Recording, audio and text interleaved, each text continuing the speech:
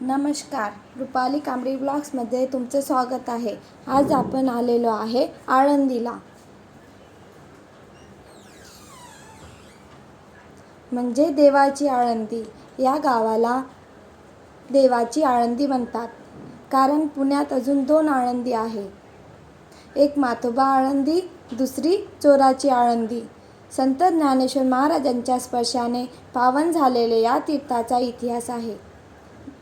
आपण मंदिरात जाताना दोन्ही बाजूंना दुकाने लागलेली आहे. आपण मंदिरात जाताना काही खरेदी पण करू शकतो. पूजेचे सामान पण घ्यायचे असेल तर सहज आपल्याला मंदिरात जाताना बाजूंना दुकान आहे, तर पूजेचे सामान भेटून जातात.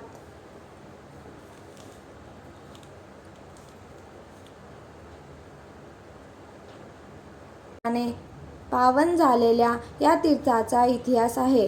तसे पाहिले तर मध्ययुगापासून या गावाचा उल्लेख इंद्राने महायोग केला तो इथेच.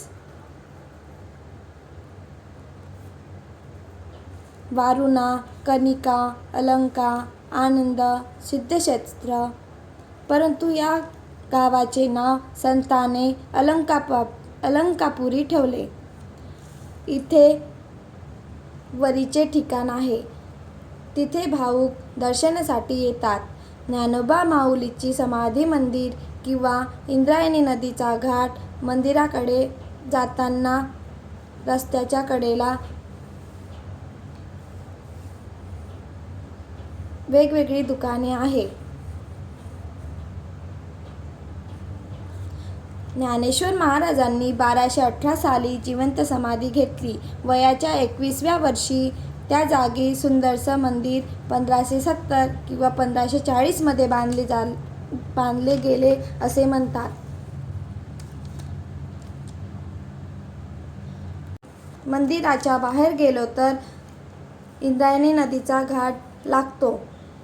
लोणावळ्याजवळ पुरवंड नावाचा उंच डोंगरावरती नागमणी फळ इंद्रायणी नदीचा उगम होतो. पुढे देहू आळंदी करत भीमा नदीला घेऊन भीमा नदीला भेटतो.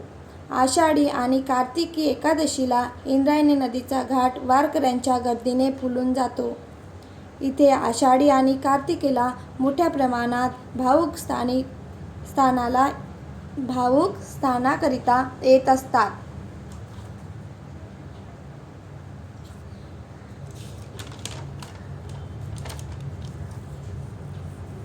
सुवर्ण पिंपळ वृक्ष. माऊलीच्या आईने या वृक्षाला 1.25 लाख प्रदक्षिणा घातल्या होत्या, म्हणून त्यांचे भाग्य उदयाला आले असे म्हणतात.